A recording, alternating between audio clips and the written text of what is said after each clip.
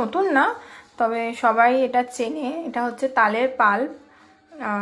এখন তাল উঠেছে, তো সবাই আমরা তালের বড়া খেতে মোটামুটি কম বেশি সবাই ভালোবাসি।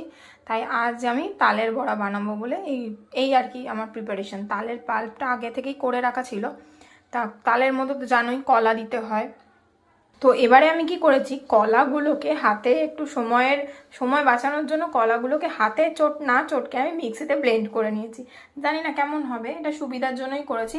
আর নারকোলটাকেও বের করে মিক্সিতে পেস্ট করিয়ে নিয়েছি, যাতে একটু তাড়াতাড়ি হয় আর কি, আর কিছুই না। এবার এগুলোকে ভালো করে সমস্ত একসাথে মিশিয়ে নেব। ভিডিওতে তো আমি বলেইছিলাম আমি তালের বড়া বানাবো, তো তালের বড়ার উপকরণগুলোকে আমি মিক্স করে নিই। এটা হচ্ছে নারকোলের কোড়াটা, মানে মিক্সিতে যেটা করেছিলাম। এবার আমি এটার সাথে তাল অ্যাড করছি।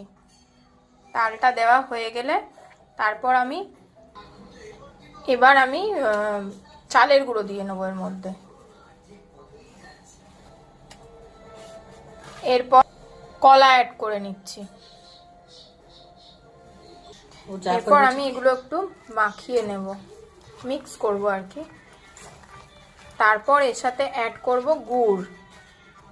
আমরা চিনি খাই না, তাই আমরা গুড় অ্যাড করে নিচ্ছি। এখন অনেকেই চিনিটা অ্যাভয়েড করে চলে, হেলথের জন্য ভালো নয়, সেই কারণেই গুড়টা এবার মাখিয়ে নিচ্ছি।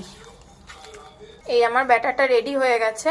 এবার যদি কারোর মনে হয় এটা একটুখানি স্ট্রাকচারটা মানে অনেকটা পাতলা হয়ে গেছে, আটা যোগ করা যেতে পারে। আমারটা ঠিকই আছে, তাই আমি করলাম না। এবার চাপা ঢাকা দিয়ে রেখে দেবো।